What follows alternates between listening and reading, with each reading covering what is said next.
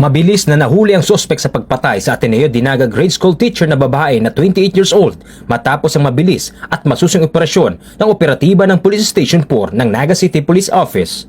Naaresto ang suspek sa barangay San Cirillo, Pasacao, Camarines Sur matapos ang walang humpay na follow-up operation ng kapulisan ng Naga City Police Office. Matatandaan, nitong alas 6 ng gabi nitong nakarang Sabado nang matagpuan ang bangkay ng biktima sa ikalawang palapag ng kanyang bahay sa Decoms Bestanza, Barangay Pacul, Naga City.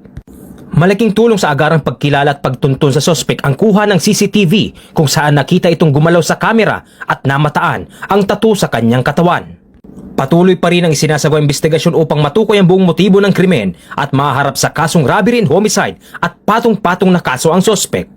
Mabilis na aksyon, masusing investigasyon at walang tigil ng pagtugis patunay ng dedikasyon ng Naga City Police Office sa pagbibigay ng agarang hustisya at pagpapanatili ng kapayapaan sa komunidad.